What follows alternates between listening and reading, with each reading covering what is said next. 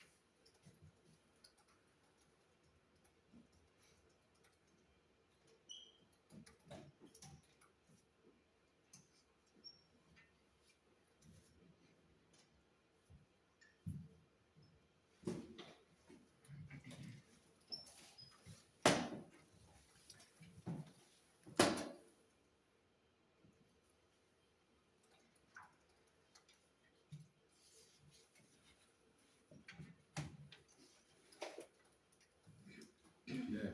Comme ça, pour la prochaine fois, c'est une réponse possible. Ouais, je me suis rendu compte après quand tu avais. Ah ouais. Bah, là, on est d'accord. Comment? Là, je sais pas. Bah, la première, t'as tout coché. Ah oui, oui, mais oui, en fait, je me suis rendu compte effectivement quand tu as corrigé que je me suis dit, je me suis pas fait parce que j'ai fait une photo. Ah, ok. Et je me suis dit merde. Ok, c'est bon. Donc oui, non, il n'y a pas de souci. Ouais. Ok, comme ça, tu le sais. Ouais. Ok. Ouais, je me dis que c'était peut-être un choix multiple, alors ça va pas. Non, pas changer.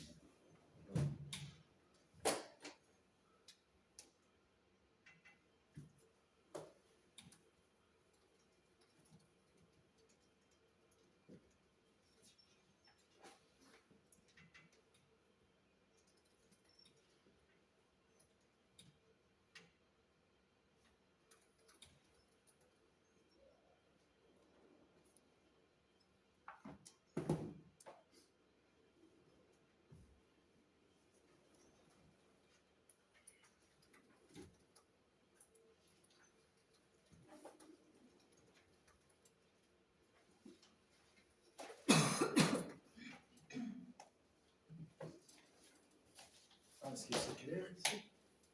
Donc, le Klimber, objectif améliorer son cardio, évidemment. C'est le cas pour tous. Je n'ai pas besoin de remettre pour les tests. Donc, renforcer les jambes aussi. Et puis, les tests liés, c'est YMCA. Donc, c'est 96 steps par minute, durant 3 minutes. Prendre la fréquence cardiaque et regarder où se situe la personne sur un tableau défini. Donc vous devez faire des recherches. Donc il y a le tableau défini, YMCA, que vous retrouvez d'office en ligne.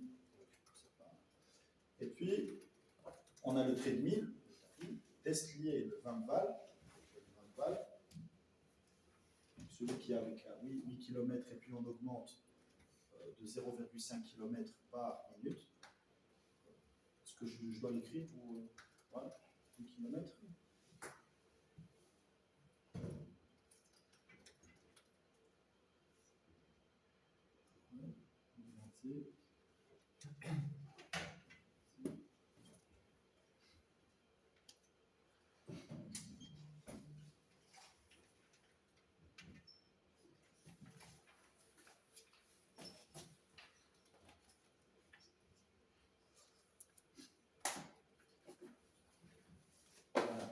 Donc on commence avec 8 km par heure en niveau de la vitesse, et puis augmenter de 0,5 km par heure.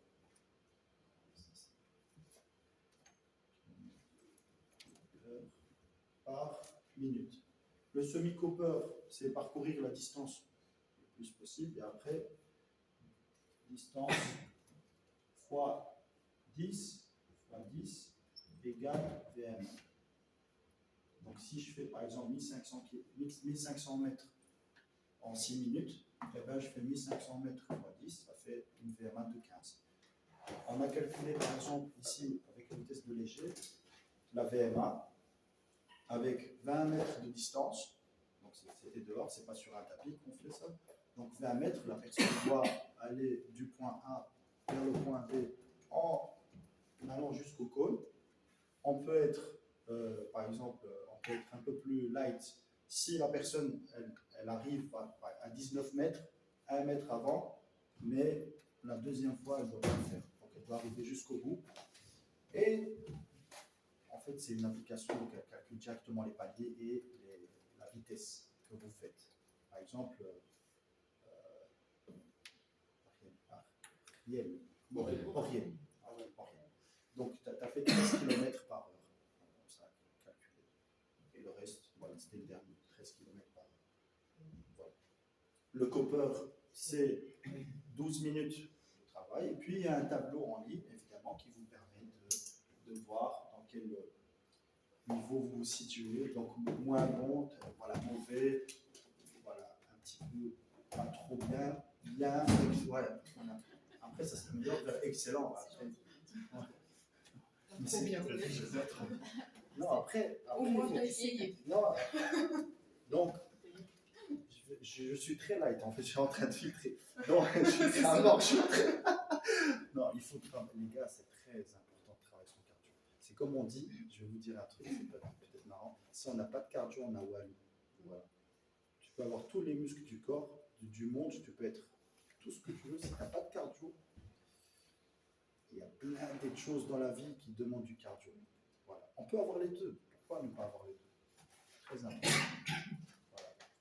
Donc le Cooper, c'est 12 minutes de course linéaire. Et copier. Oui, là, tu ne dois pas faire des allers-retours. Non, non, le copier, tu peux le faire dehors, c'est pratique. Sur un tapis, c'est plus pratique. Dis-moi. Juste, vous avez marqué quoi le kilomètre par heure augmenté. Augmenter de 0,5 km par minute. Voilà. Il y a des questions pour l'instant? Est-ce qu'on a tous pris note? Je peux effacer? Juste encore 2 minutes. Peut-être mettre une photo sur le coup. Ouais, la photo, c'est bien. Je vais la prendre.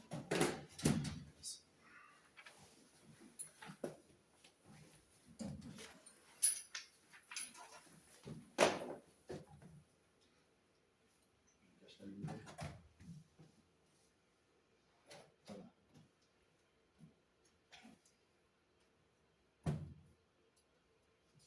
C'est bon, Jessica? Des questions? Non. Ok, je peux effacer maintenant?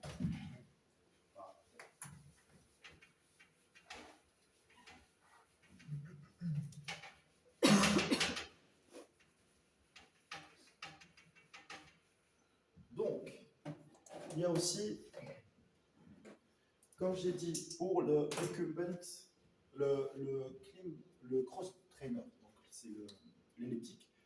L'elliptique, c'est très intéressant pour une personne qui n'a pas de psychomotricité, qui n'a pas de coordination des mouvements. Et aussi, ça améliore l'endurance de la personne, sa capacité cardio, sans mettre de pression sur les articulations. Donc c'est très soft au niveau articulaire, ce qui est très intéressant. Donc je pense, vous voulez que je note tout ça, les points forts? Oui?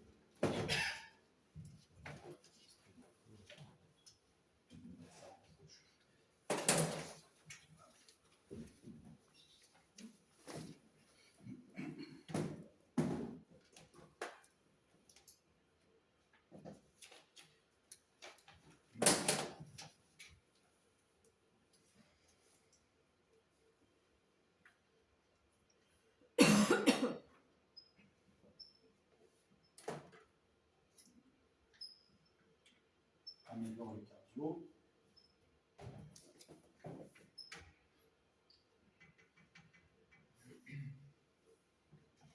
Améliore aussi la coordination.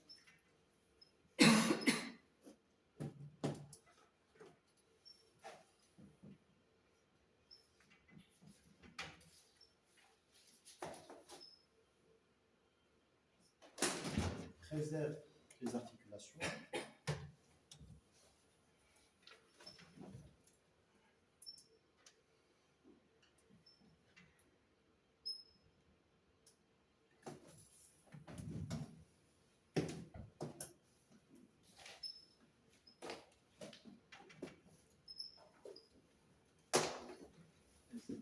On ne va pas lui donner trop de crédit, parce que voilà, tout le monde va s'y mettre, ouais. Les sportifs du dimanche. Là. Donc, voilà. Donc, pour le recumbent bike, donc recumbent, voilà.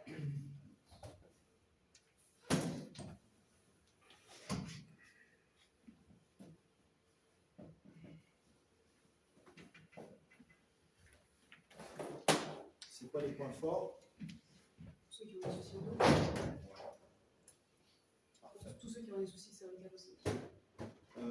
Aussi, en fait, toute la colonne. Toute la colonne vertébrale. Tout ce qui est syphose, lordose, et lordose, vous savez, un petit peu. Lordose, c'est le creux anormal, parce qu'il y a des lordoses physiologiques où les gens, ils n'ont pas de douleur. Voilà. C'est une lordose généralement créée par le manque de mouvement ou la position assise. Donc elle n'est pas normale chez la personne.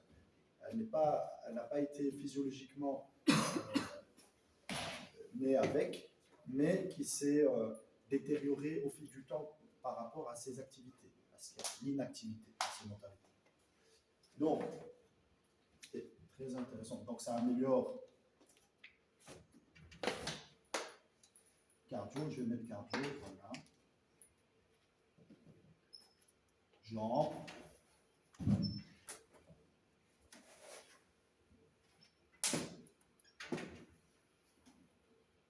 Une personne âgée par exemple, qui n'arrive pas à tenir sur un bike. N'oublie pas de mettre le micro. Pardon? Le micro, ça sert à rien.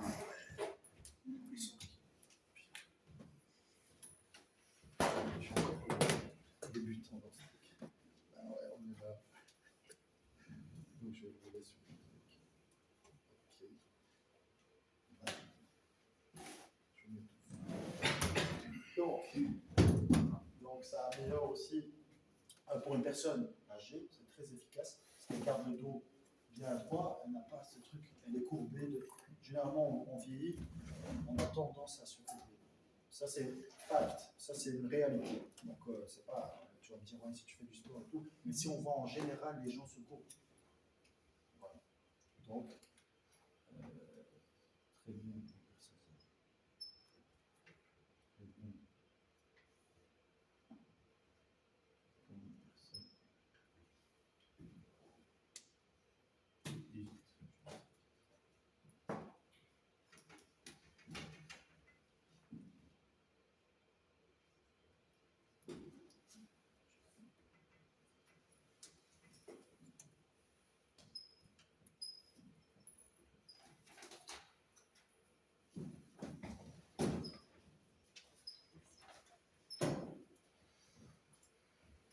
Voilà. Et pour une meilleure posture.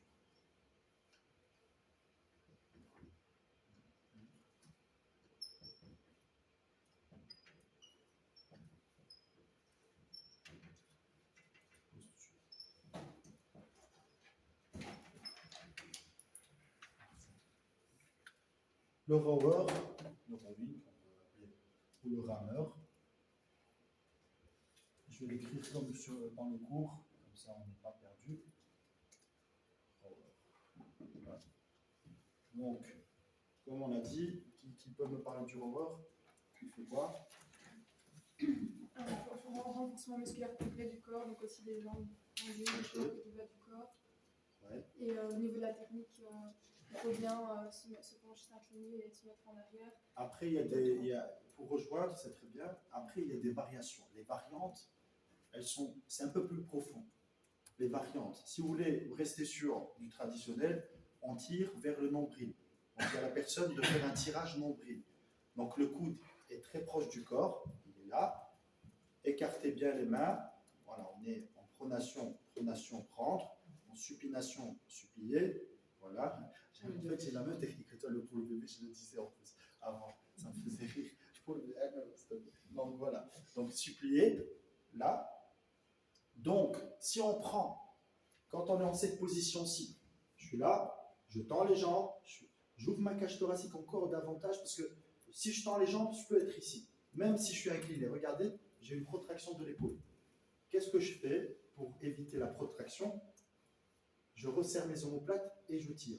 Et je le fais naturellement à chaque fois que je fais ça. Mon rowing. Donc je tends la jambe, protraction et je tire. Parce qu'à chaque répétition, dites-vous, que ce soit en squat, que ce soit en tirage, vertical, peu importe l'exercice, à la deuxième répète, votre technique, elle n'est plus comme à la première répète. C'est pour ça qu'il faut revoir la technique à chaque répète. Moi, je suis très, très pointilleux là-dessus. Par exemple, je fais un squat. Imagine, je fais un squat. Mon pied, il commence, par exemple, si je ne suis pas très assidu, il commence à faire une rotation externe. À la deuxième, troisième, quatrième, et je vois mon genou rentrer davantage. Donc, qu'est-ce qu'il faut faire? Bam, je suis conscient de la position du pied. Si je vois que mon pied part trop, bam, je le reviens. Je ramène vers l'intérieur un petit peu. Tu vois? Donc, la première répète doit ressembler à la dernière répète. Évidemment, quand on parle de performance, on va négliger certains aspects, mais vu qu'il y aura plus de personnes lambda, monsieur, madame, tout le monde, on est très carré au niveau technique. Donc, ce qu'il a expliqué Jamel par rapport à l'épaule alignée avec les chevilles, ça, on l'applique tout le temps chez une personne qui est sédentaire pour monsieur, madame, tout le monde. Évidemment, c'est pas du tout, c'est pas qu'une seule vérité. On peut tout faire avec le corps, tout. Sinon, le Jefferson, on ne peut pas le faire, alors que c'est magnifique. Jefferson, où tu prends la barre, tu es là, tu roules complètement le dos et tu reviens vers la position debout. C'est magnifique, mais on ne peut pas le faire à une personne qui n'a pas de stabilité articulaire, qui a des muscles qui ne sont pas renforcés. Tu vois? C'est pour ça qu'il faut être carré au niveau de la posture. Ok, tu dois rester droit, tu dois avoir la largeur de l'épaule, bassin, ça dépend. Genoux toujours alignés avec la pointe des pieds dans un squat par exemple, dans un deadlift aussi, pas trop faire de rotation. Évidemment, qui a parlé de performance en power? C'est toi? Quand le genou, non, c'est Jessica, je pense. Tu as parlé aux remontées, on fait la rotation Oui, oui, interne. oui. Mais ça, c'est dans la performance. Ouais, Elle, la c'est- personne, oui. tu parlais de la femme précise, la championne du monde. Non, j'ai parlé de personne, mais je disais Ok, que oui, à bien. haut niveau, on dit Ouais. que normalement, quand on est, enfin, tout le monde dit de pas rentrer les genoux, mais à haut niveau, oui. Exactement. C'est pour ça qu'il faut faire la différence entre le haut niveau et les personnes sédentaires. On va pas. Le truc qui m'énerve le plus, c'est qu'on regarde sur Insta des athlètes de haut niveau faire une technique comme à Arnold Schwarzenegger. Il a une masse musculaire de telle que ses articulations, elles sont protégées. Tu vas voir une technique dégueulasse, mais c'est pas dégueulasse pour lui. Parce qu'il a une masse musculaire tellement conséquente que son articulation, elle est loin d'être touchée. Tu vois? Donc, lui, il peut se permettre. Rouler le haut du dos. Dans le powerlifting, c'est la base. Rouler, tu es là, le bas du dos neutre, mais tu es en protraction. Mais pourquoi? Pour soulever plus lourd. Mais une personne, monsieur, madame, tout le monde, je vais lui dire, écoute, tu dois rétracter des omoplates, tu rentres dans ton nombril, tu dois rester là, en deadlift, par exemple. Là, pas ici. Un powerlifter, il va être ici. C'est ça la différence. Donc, ne regardez pas sur Internet les athlètes de haut niveau et faire appliquer les mêmes techniques pour vos clients. Parce que vos clients n'ont pas la même stabilité. Ça va? Ça, c'est hyper important de dissocier. Parce que maintenant, par exemple, il y a 5 ans, j'ai commencé il y a 5 ans, et il n'y avait pas autant. Il n'y avait pas autant sur Instagram et tout. Maintenant, c'est trop démocratisé. Les athlètes de haut niveau, maintenant, ils démocratisent tout. C'est bien et c'est pas bien non plus. Il faut vraiment regarder la membrane entre le bon et le pas bon. Tu vois? Il faut être intelligent, en fait. Il faut avoir l'instinct, il faut... Tu vois? Et voilà, dis-moi. J'ai une question par rapport au rameur quand tu faisais la position.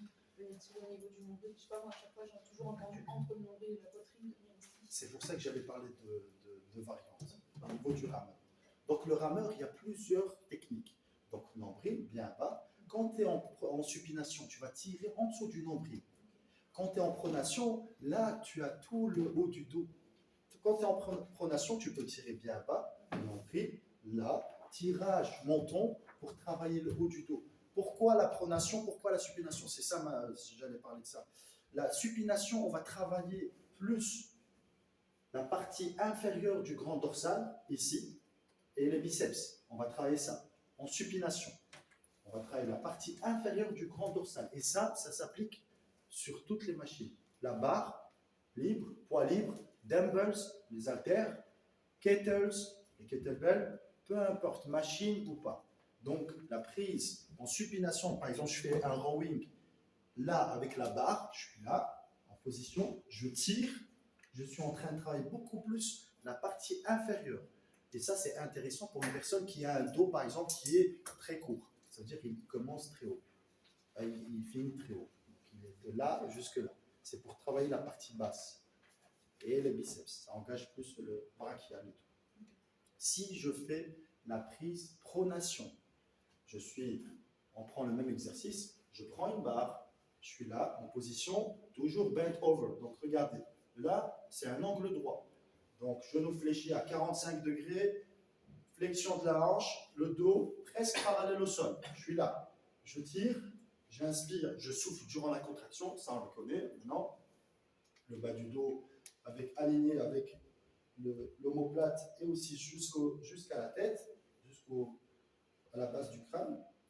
Et quand on tire, on va travailler la partie supérieure, le grand rond qui se travaille. Évidemment, on travaille tout le grand dorsal. Mais si vous voulez toucher le grand rond, pour ceux qui sont les adeptes en musculation, et pour tout le monde, on est tous concernés. Hein. Donc, ici, le grand rond, c'est avec une prise de pronation. Là. Donc, voilà. Et vous touchez aussi les deltoïdes postérieurs. Un petit peu. Donc voilà. Très important. Les deux, c'est pour ça qu'on doit travailler avec des prises différentes. Là, on s'étale dans la musculation, ce qui est très important. Tu avais une question, Anna? Pour le rower, j'ai pas très... Enfin, les différentes caractéristiques. Le rower. Ah, on n'a pas encore. Ouais. Ah, Non, j'ai pas encore. elle a dit... Ouais, c'est quoi? Donc, tu travailles ton dos, ton camp dorsal, tes biceps d'office et tes jambes parce que tu fais à chaque fois une extension de jambes. Et tu vas le sentir. Si tu mets une résistance, là on parle de réalité. Le rower, on est d'accord, tout le monde est d'accord qu'il y a des résistances. Il y a le light et puis heavy. Donc, si vous le mettez en heavy, ça veut dire même quand vous tendez votre jambe, il y a déjà une résistance de fou, sans faire de mouvement. Donc, à partir de là, je sens aussi mes quadriceps d'office. Et puis, bam, je tire. Quand je tire, je suis en train de travailler. Ça dépend de la position de la main. Si je suis là, je peux aller jusqu'au tirage menton. Et puis, il y a d'autres techniques, moi, où je fais jusqu'ici. Donc, le tirage là, c'est comme avec la corde. Donc, je prends le rameur, je fais un tirage et je finis là, au-dessus de la tête. Là, dans cette position-ci.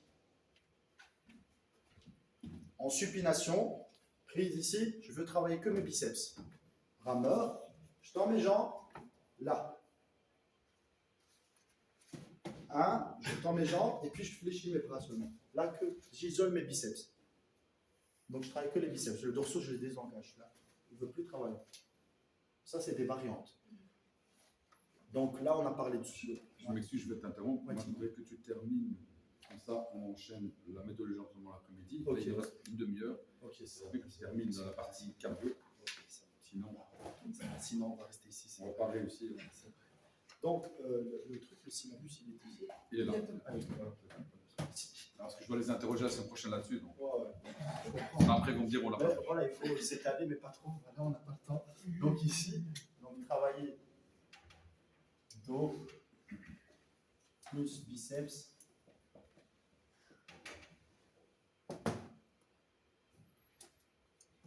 Plus jambes. Voilà. Plus jambes. Parfait. Donc, il y a le treadmill.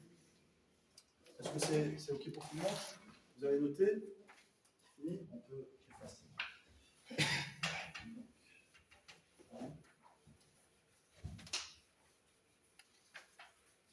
Donc le treadmill, on l'a déjà fait. Le upright bike, celui-là, et je vais rajouter aussi le spinning.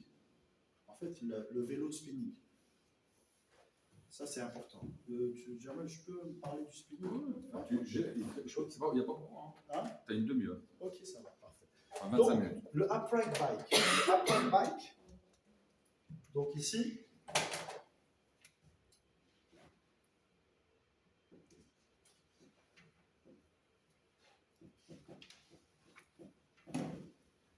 donc, qui peut me dire, par exemple, le type de client à qui je peux faire ça, cet exercice? Upright. Tout type de client, quand même. Hein. Ouais.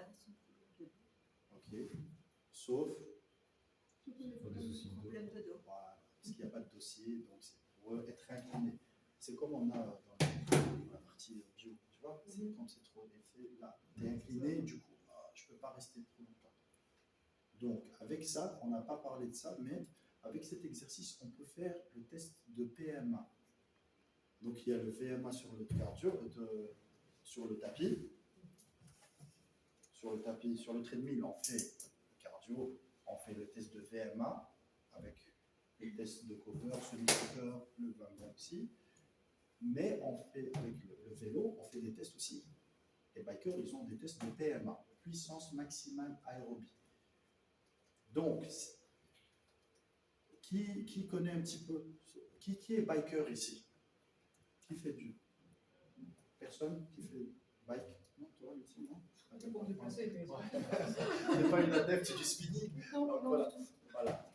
En fait, la PMA, c'est quoi? C'est la puissance maximale aérobie. On peut la faire. Je vais vous donner il y en a deux tests possibles, mais un qui est plus facile pour moi. Genre, c'est très facile pour comprendre.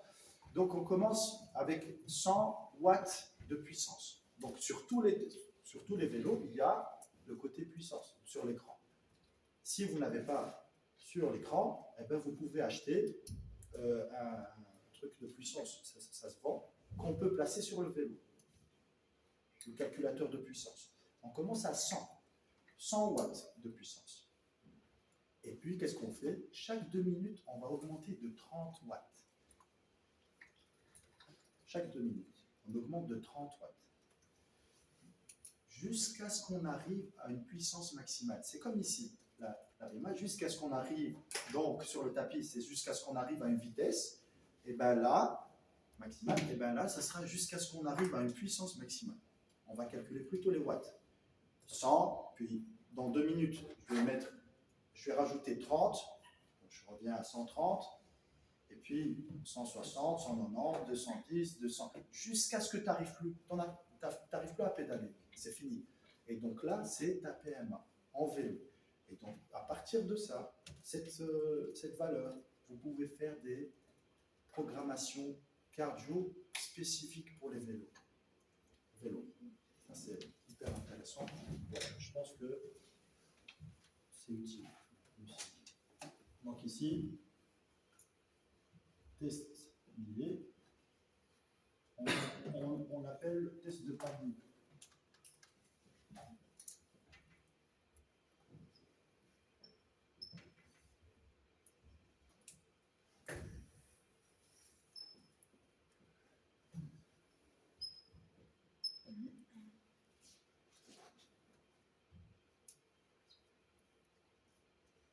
Donc, pour calculer,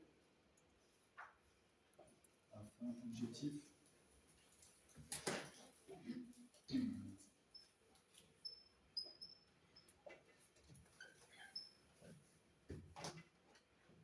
calculer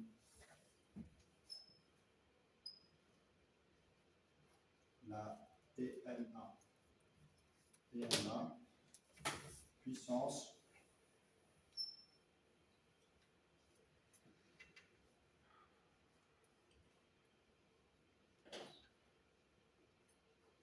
maximale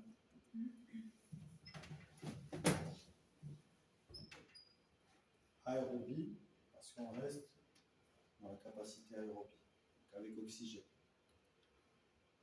Parce qu'au-delà, on a les flux.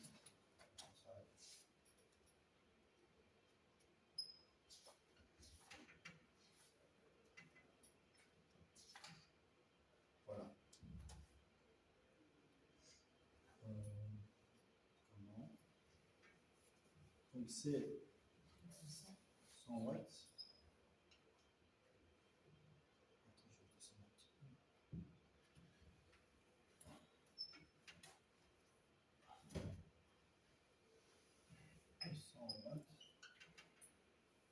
Au départ, puis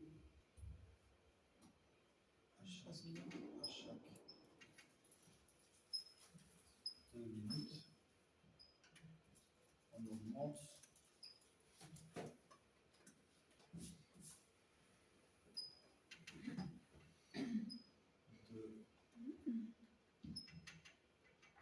30 watts.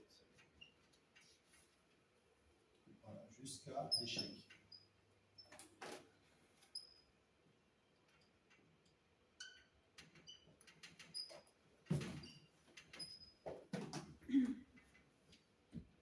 C'est OK?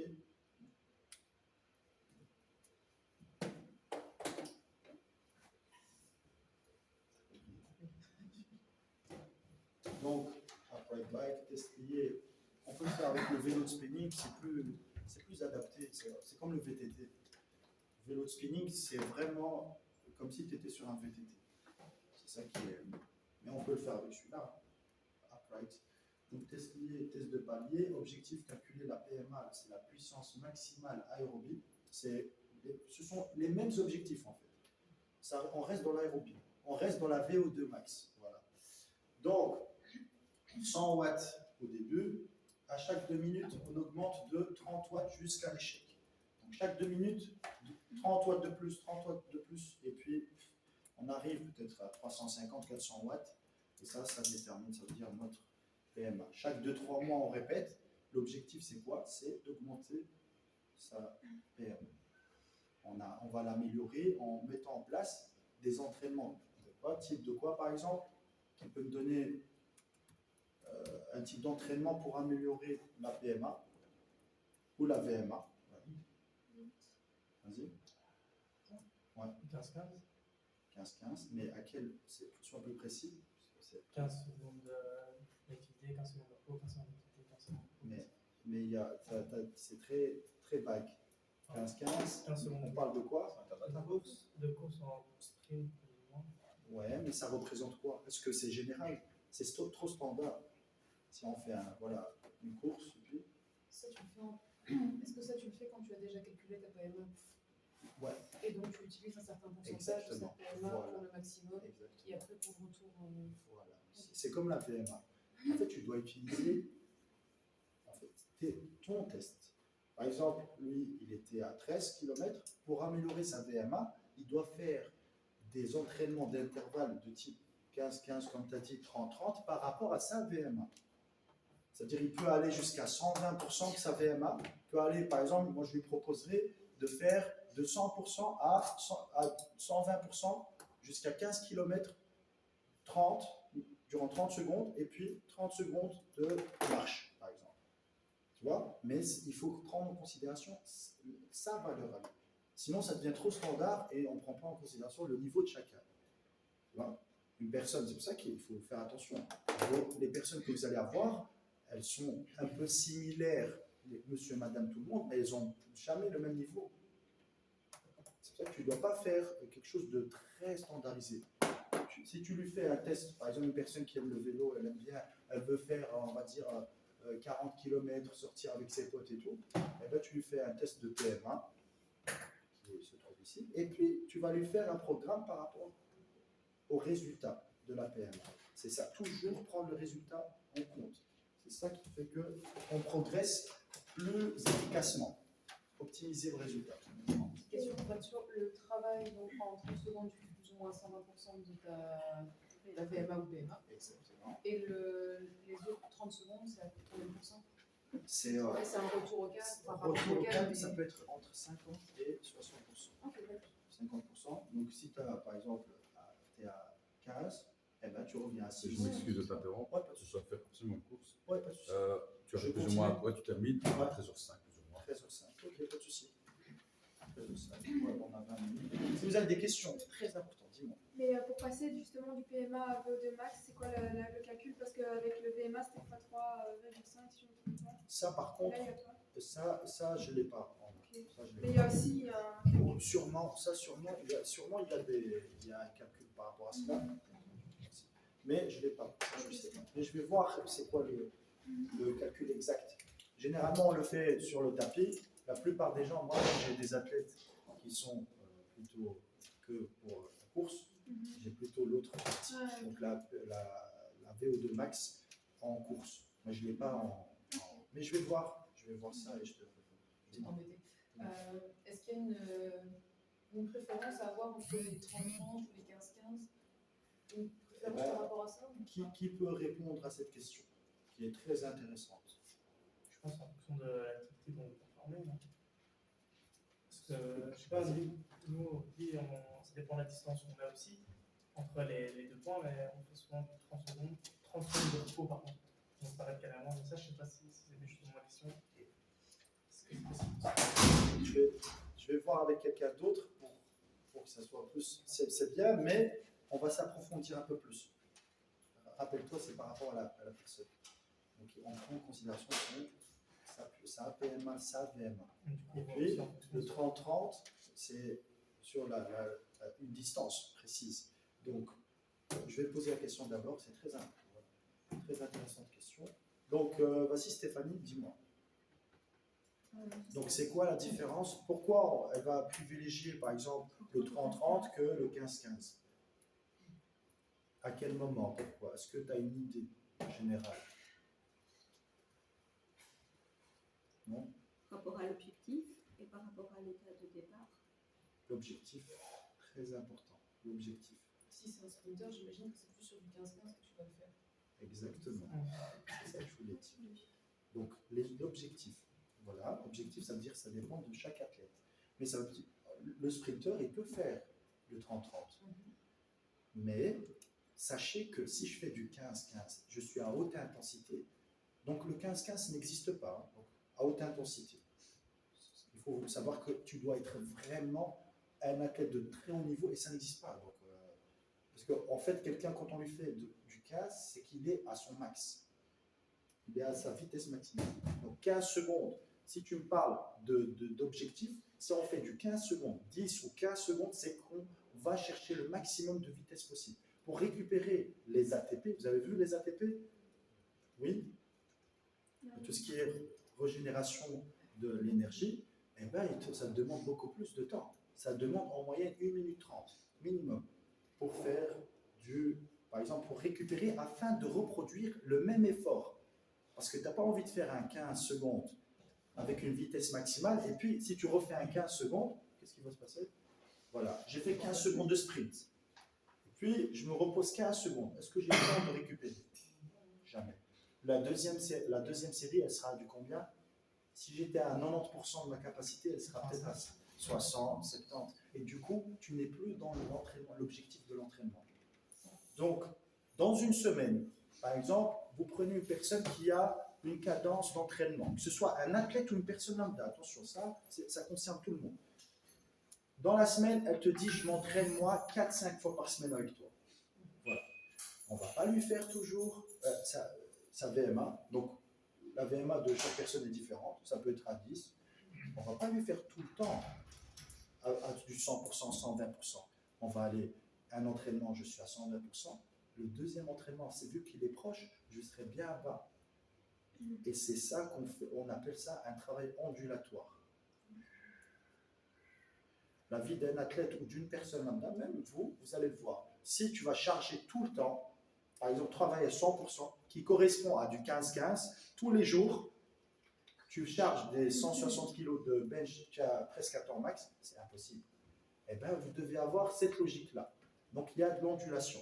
Je fais du 30-30. Si je fais du 30-30, c'est que je ne suis pas à mon max. Je suis à 85%. Vous voyez, ce qui est intéressant, je fais du 15, 15, 1 minute, 1 minute 30. Et puis, 30-30. Le 30-30, je suis à 85%. Et puis, 1 minute, je peux être à 70, 75%. Ça dépend de l'athlète, de la personne. Ça dépend. Tu vois? Moi, j'avais juste. Sinon, tu Ouais. dis que c'est mieux de marcher, mais ça ne change pas parce que des Marcher? fois, nous, dans les 15 secondes de repos, Ouais. quand on fait des 15-15, nous c'est souvent, Tu marches plus. nous, c'est souvent du repos dur. Voilà. Pourquoi?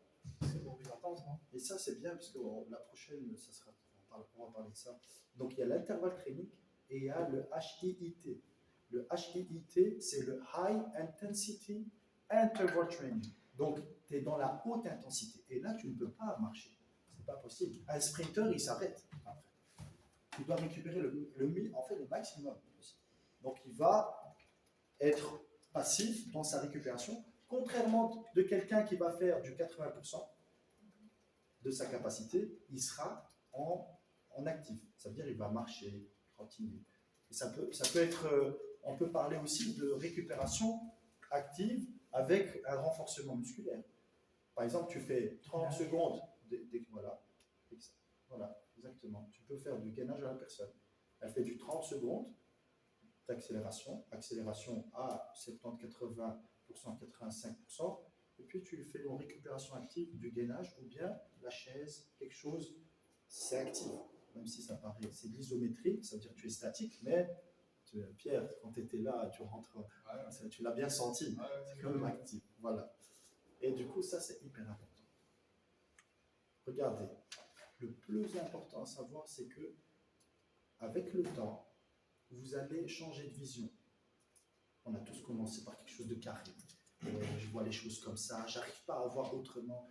Mais c'est pas grave, on passe par là. Et puis, plus vous allez vous former, plus vous allez prendre du recul. Ah ouais, on peut faire ça. Finalement, vous allez vous retrouver à tout faire.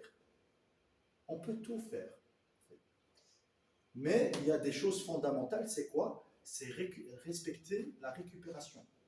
Sinon, on est exposé aux blessures. Par exemple, si je fais du 15, par exemple, un entraînement de High Intensity Interval Training, tout le temps, je serai exposé aux blessures parce que je me déchire. Vous connaissez le phénomène après l'entraînement, il y a micro-lésions, et après, il y a les cellules satellites, on appelle ça, qui vont se mettre comme tu prends du ciment sur quelque chose qui est déjà fissuré, et tu vas mettre. Mais le ciment, quand tu vas le voir, par exemple, là, parallèlement au mur, tu vas voir que ça sort un petit peu. Et imagine tout le ciment que tu vas mettre dans les failles, pam, pam, pam, et bien le muscle il grossit. Vous voyez? Et c'est pour ça que, par exemple, quand on fait un travail de haute intensité, qu'est-ce qui va se passer? Généralement, on est raide après. On n'arrive plus à s'étirer. Ah, ça fait mal, je suis contracté. Parce que ces cellules satellites qui vont se mettre sur les fibres pour les réparer, elles ne sont pas extensibles. Tu vois? Est-ce que vous êtes avec moi là? Parce que si je pars trop loin, vous me dites, Anna, toi, Moi, elle est partie. Ah, Ouais, Non, non, non. Ah. Ouais, non, après, je voulais discuter après le cours parce que je parlais du conflit tellement en l'air. Ouais. Mais oui, c'est pas la journée, j'ai envie d'y rester. Je sais pas bien, C'est pas grave. Je sens frêle, donc Mais tu je te suis poses, là, mais pose tes questions. Il y a voilà. pas. Hein? Désolée. Pardon? Donc, c'est pas par un manque de respect. Mais... Non, non, pas de souci. Mais si tu as des questions et tout, si t'es. Oh, voilà, les gars, lâchez-vous. Hein. Voilà, on n'est pas là, c'est pour apprendre. Dis-moi. C'est quoi la différence justement entre savoir entre l'intervalle training et le high intensity comment savoir que je suis justement dans Eh ben, le dans l'un et pas dans high intensity, ça parle d'intensité high, donc c'est au plus haut, au niveau intensité, donc tu es dans le sprint, et la récupération, elle est d'office passive. Le HIIT, High Intensity Interval Training, elle doit d'office, tu vas être dans la récupération passive, d'office. Parce que ton corps il va pas te laisser faire une autre répète avec une récupération active. Imagine par exemple, tu fais un sprint et va faire de la marche et tout, et récupère, genre en 1 minute 30, tu vas faire de la marche et refais le même sprint. C'est impossible. C'est pour ça qu'on parle. Ça, c'est la logique sur le terrain. C'est pour ça que le plus important, c'est que, ça c'est mon challenge là, c'est de vous ramener sur le terrain, genre au niveau imaginaire. J'espère que j'arrive à vous rendre les choses un peu réelles. Je sais pas. Oui? Oui, c'est pour ça que je prends des exemples. Pareil, je ne savais pas comment différencier. Ça, c'est donc, c'est l'intervalle training, la récupération, elle est active. L'intensité n'est pas la plus élevée. Tu n'es pas à 100% dans l'intervalle. Tu peux enchaîner des exercices. Tu vois? Par exemple, tu fais un circuit training. Tu fais un squat, deadlift, tu enchaînes avec des tractions, tu enchaînes avec des... On va rester dans le simple. Un tirage avec barre. Si tu le fais à haute intensité, ça veut dire la haute intensité, c'est quoi? C'est la charge. Tu fais 100% là, tu vas enchaîner directement 100% là. Et 100%, c'est impossible. Tu vas prendre squat max, rowing max, direct enchaîner. Mais toi, voilà, c'est logique. Tu ne peux pas directement enchaîner. Donc ta récupération doit être active. Ton corps, il ne va pas suivre. Par contre, l'intervalle training, tu as une intensité qui ne se rapproche pas vers le 100%. Tu es peut-être à 70, 80, 85%, mais pas à 100%, pas à 90%, dis-moi. Et c'est encore différent du circuit training où tu fais plusieurs exos et tu mets juste un peu de repos entre chaque exo, non? C'est la même chose. C'est la même chose. Mais tes exos, ils ne sont pas... Regarde, c'est pour ça qu'il faut lier entre l'endurance et le renforcement. Tu as posé la question par rapport à l'interro, tu as dit, est-ce que c'est 50% par rapport à l'endurance cardio ou musculaire? C'est pareil. Là, il parle de musculaire. C'est-à-dire, j'ai un circuit, comme j'ai dit, tu ne vas pas mettre le max. Si tu es en max au squat, tu mets un circuit. Par exemple, tu me dis goblet squat et tout. Tu vas faire le goblet squat avec un haltère du max que tu peux soulever. Ce n'est pas possible d'enchaîner d'autres exercices en étant passif, en étant actif, par exemple. Enchaîner. C'est pas possible, c'est impossible. Mais c'est ça, tu fais genre 45 secondes, puis genre 15-20 secondes de repos, puis par l'exercice d'après. Voilà. Et ça justement au niveau des repos, parce qu'avant tu donnais l'exemple de 30-30 quand on court, mais quand on fait des circuits training, comment tu sais si tu fais 40, 20, 20, 10 Ah bah regarde, ça dépend de ton client en face. Tu t'adaptes toujours. Là, tout ce qu'on parle, c'est important, c'est théorique. Mais les gars, c'est hyper important de voir la personne en face. C'est pour ça que j'ai parlé d'interview. Donc, durant le appointment, le premier, tu vas calculer tout. Tu vas voir comment elle est, la personne. Est-ce qu'elle est sédentaire? Elle n'a jamais fait de sport? Elle va dire, c'est la première fois que je fais du sport. Je vais vous raconter un truc qui m'est passé, genre, c'est en été, hein, donc il n'y a même pas un an, donc ça fait 7-8 mois. Il y avait une personne qui, voilà, en surpoids, en obésité, pour être plus clair, donc elle faisait 1m55, elle était à 117 kg, très petite et large. Et du coup, moi, j'ai fait un test light. J'ai fait un test de squat. Air squat. Donc, tu es là, bras tendus, voilà, air squat. Et tu descends durant 1 minute, c'est tout. Voilà, j'ai parlé avec elle, elle m'a dit, ouais, nanani, voilà, on a parlé de tout, son passé médical, son présent, son stress dans la vie, qu'est-ce qu'elle fait comme travail, est-ce qu'elle est assise tout le temps, est-ce qu'elle me parlait et tout. C'était une personne relativement active parce qu'elle était manager et tout, donc elle se déplaçait un petit peu. Quand j'ai fait le test du squat, elle est tombée par terre, après 1 minute, même pas 1 minute, et elle commençait à paniquer. Elle était dans une psychose qu'elle allait mourir. Et j'ai vécu ça, et c'était incroyable à vivre. Et qu'est-ce qui s'est passé? Donc moi, j'étais sûr que c'était par rapport à la contraction. Elle faisait des squats, genre là, comme je vous montre, là, 1 minute, elle est tombée par terre. Et puis je vois, mais qu'est-ce qui se passe? Et puis, elle me dit, ouais, elle tremble, elle est dans une psychose totale. Pour elle, elle est en train de mourir. Elle n'a jamais senti une contraction musculaire.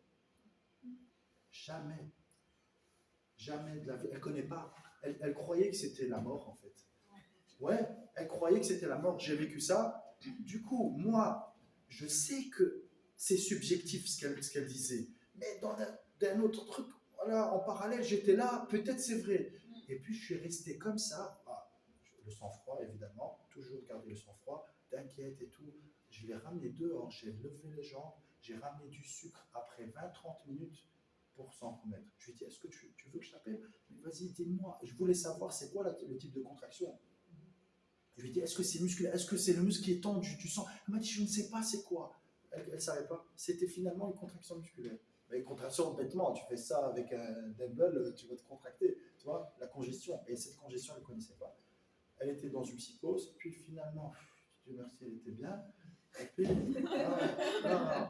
j'étais là. Et puis, moi, c'est du business, les gars. Donc, il faut parler aussi business. C'est pour ça, c'est très important. Là, c'était un argument fatal. C'est du business, mais c'est tellement vrai. Je lui dis, écoute, tu as 21 ans, tu as fait 1 minute de squat et tu es tombé par terre, tu croyais que tu allais mourir. Est-ce que c'est normal? Je lui ai dit. Elle m'a dit, non, c'est vrai, parce qu'elle s'est remise après.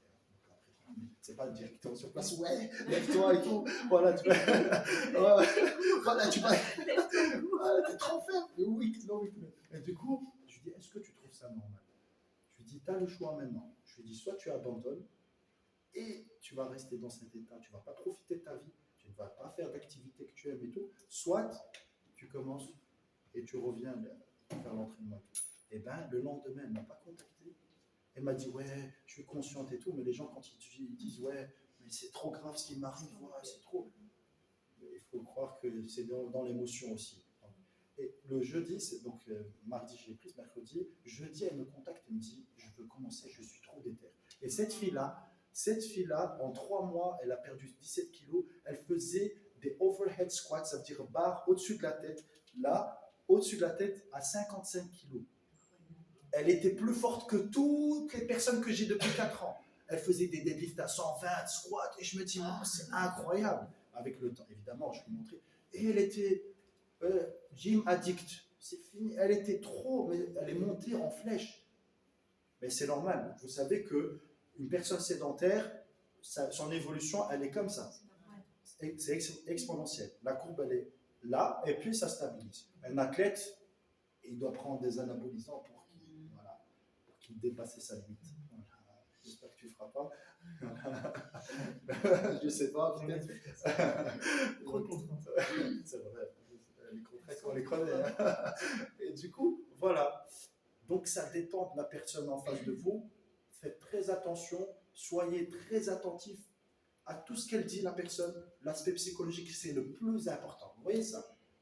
Oui, on doit connaître ça c'est hyper important. Ramener la personne du point A vers le point B, c'est magique. Donc, de voir la personne évoluer et tout grâce à la science, mais surtout grâce à la psychologie. Comment le adhérence, là, la dernière du FIT, adhérence. Comment prendre la personne psychologiquement et la ramener de 0 à 100. Voilà, c'est le plus important. Donc ici, comme j'ai dit, on va revenir au cours. Voilà. Le cardio, il y a plusieurs types de cardio. il y a le cardio de fond. Donc ici, je vais là. Donc, là, non, non, elle est où le truc?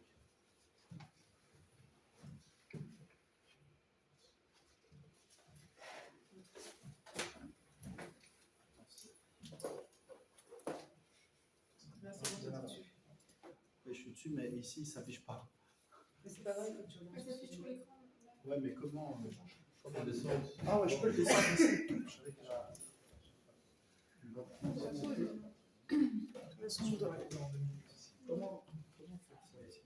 Ah ouais, je suis dessus. Comment tu montes là?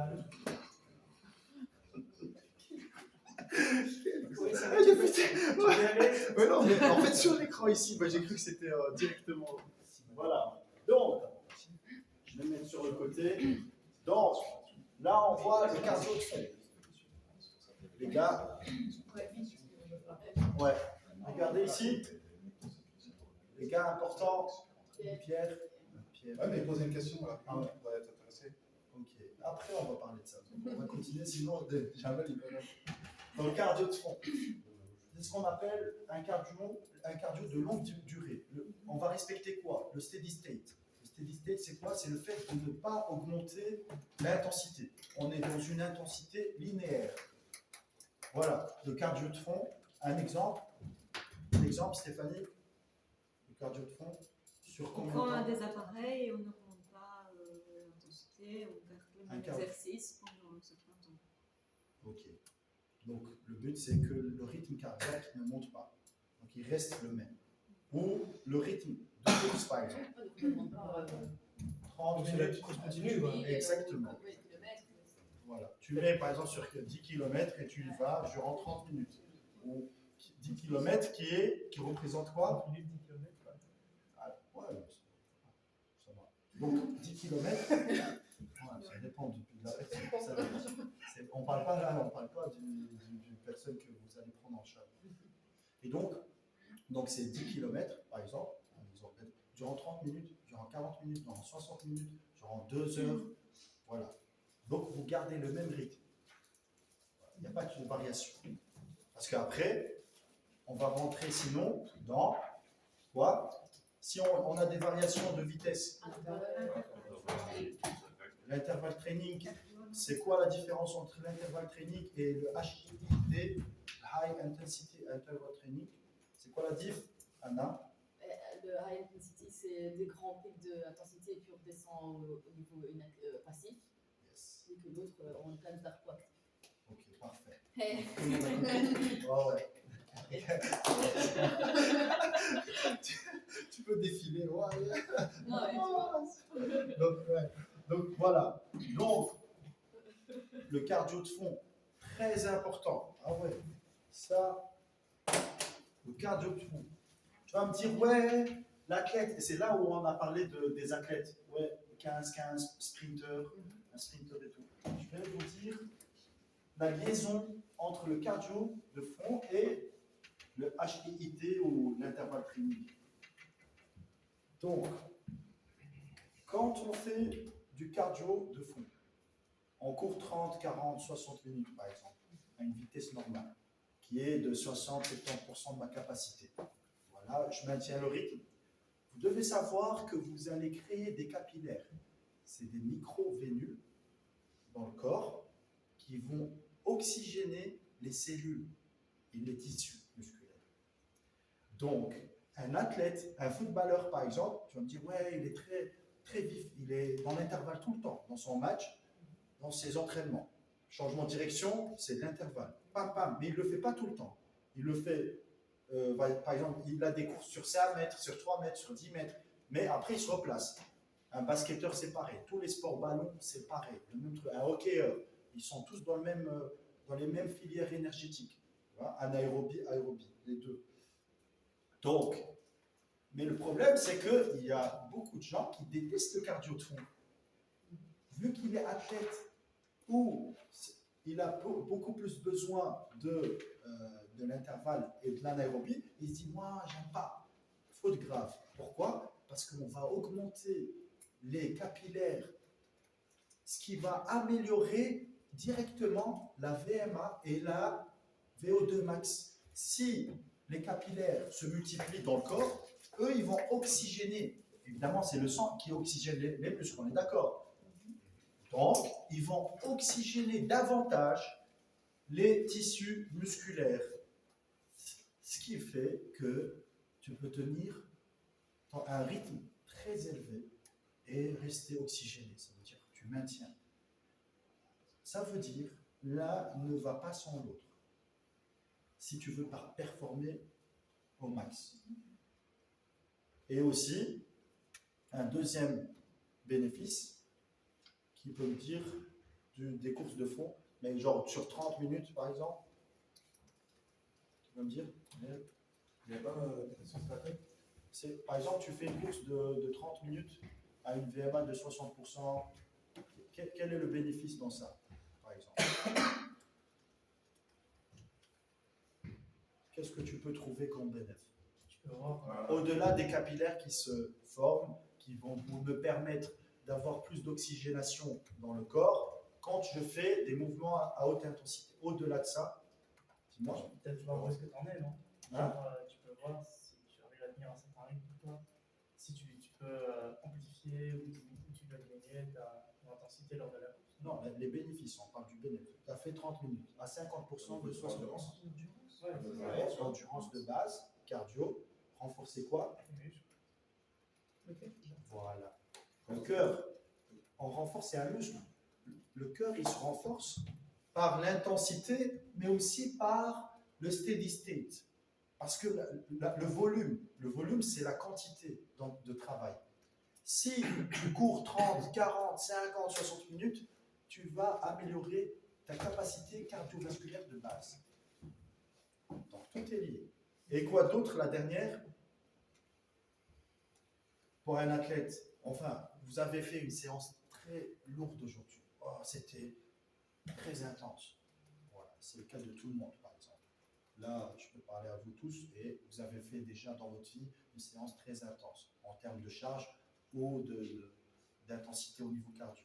Charge au niveau de poids et l'intensité cardio aussi. Donc, une séance, par exemple, de course de fond, qu'est-ce qu'elle va faire?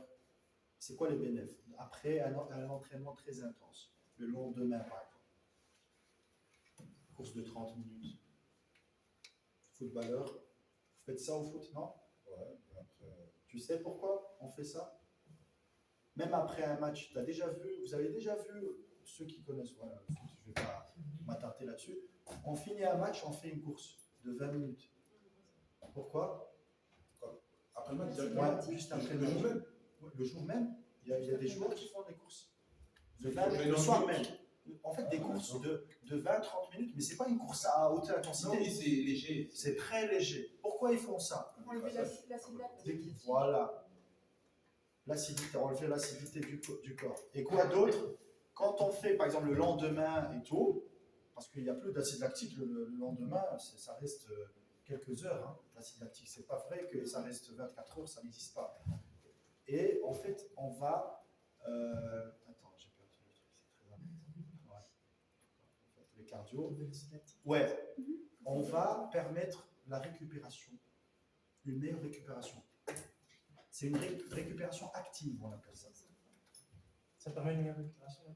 Une récupération active est beaucoup plus efficace qu'une récupération passive. Et c'est quoi? C'est des jogging. Un jogging de 20-30 minutes, eh ben, vous n'allez plus avoir de courbatures, plus rien du tout. Dis-moi. Ah oui, j'ai une question. Tu m'entraînes beaucoup durant la semaine et c'est beaucoup de la muscu, etc.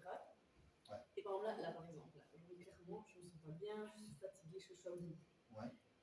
La solution, ce serait vraiment de dormir, ou bien non, quand même faire une récupération active, c'est quand même mieux, ou dire non, mon corps, en fait, il va lâcher, je suis sur les genoux, là, en fait. Ça dépend. Comment, Ça dépend si au niveau du système nerveux, si tu es capoute, si tu es à plat, si tu es morte, c'est mieux de faire le passif.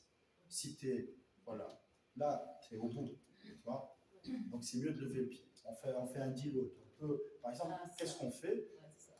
Une personne, ça peut être sur vous, sur une autre personne, vous travaillez, imagine, 3 mois, 6 mois et tout, il ne faut pas travailler tout le temps. vous êtes à 7 jours semaine ou 6 jours, eh ben, il faut prendre par exemple une semaine de deload. Pourquoi on fait ça?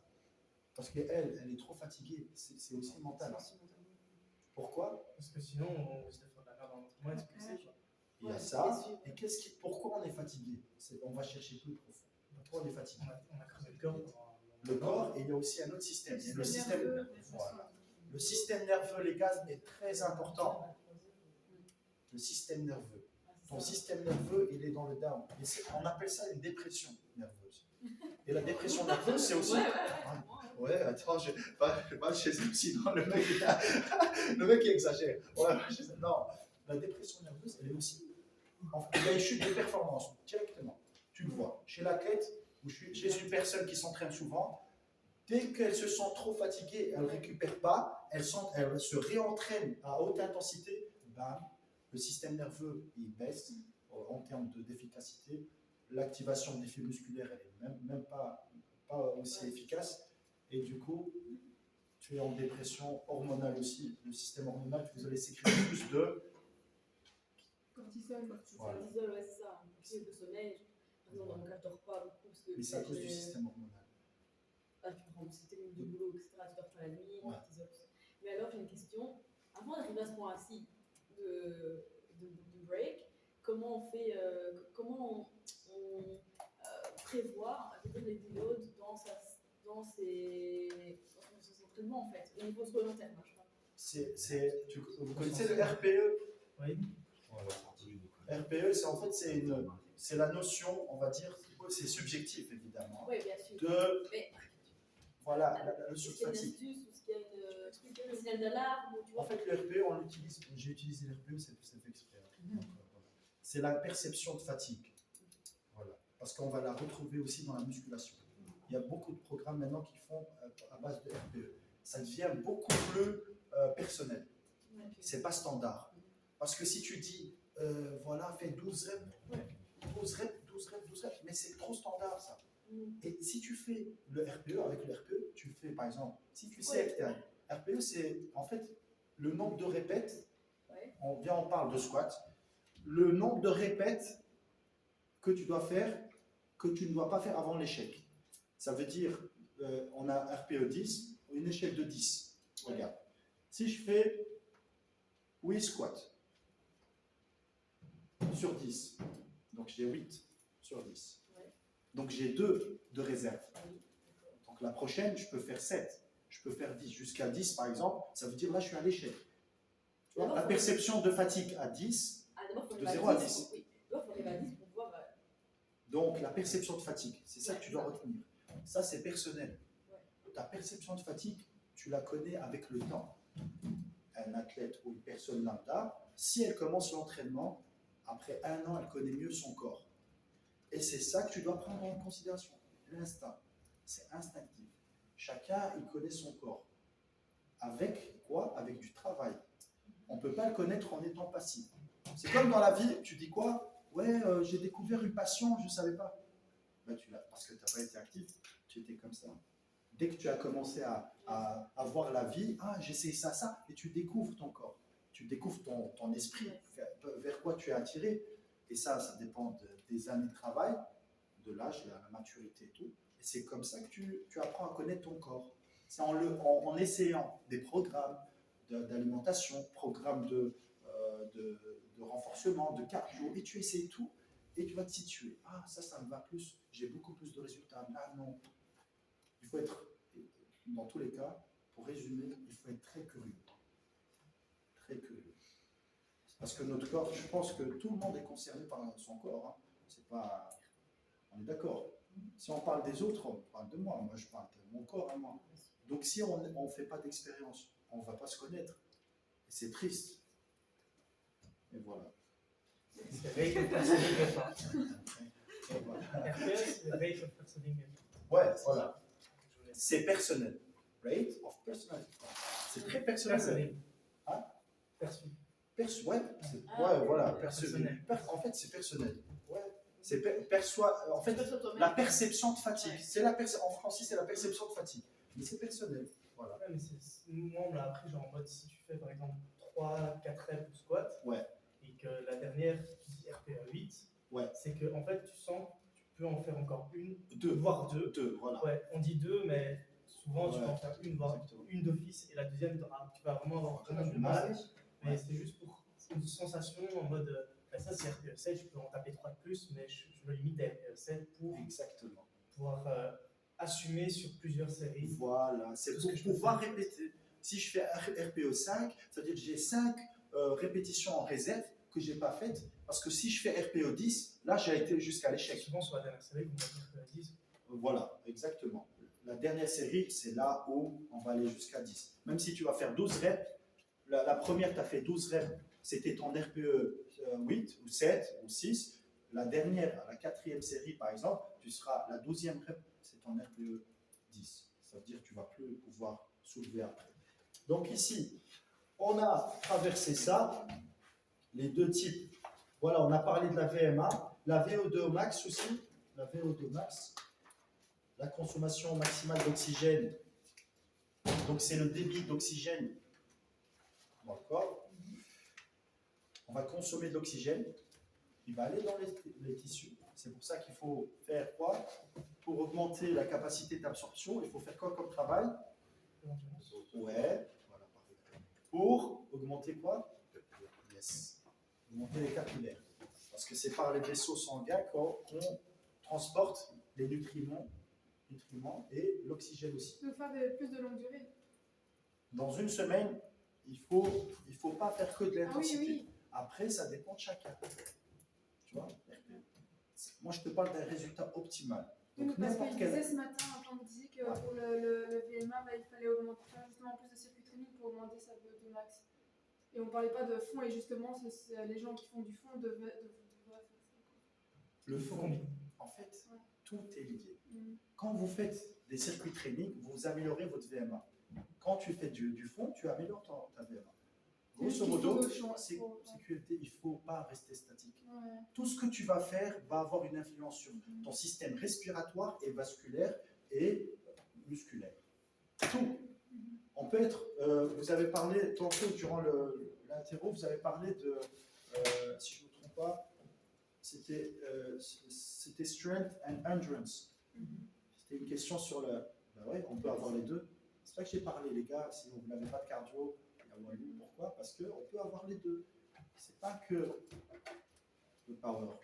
Ou, ouais. Il est temps, ouais. Ouais. Mais il m'a dit que j'arrive. Il a dit Non, jusqu'à ouais, ça, parce que on doit prendre la pause. Ok. Mais on a tout vu, Ah, c'est ça, on a fini. à part les choses. Ah non, la dernière On fois, a- c'est ce que ça On a avait tout vu, ouais. En tout cas, voilà les gars. Merci. Je me suis dit, il a peut-être pas les mêmes. Désolé, c'est bien mal, désolé. J'ai foutu la merde, hein, voilà. Désolé.